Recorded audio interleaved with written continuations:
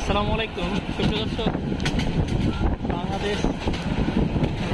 Bangladeshi railway train ভবন একটা আনন্দদায়ক,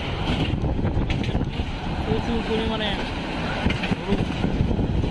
এটা হচ্ছে বাংলাদেশ আন্তনগর ট্রেন।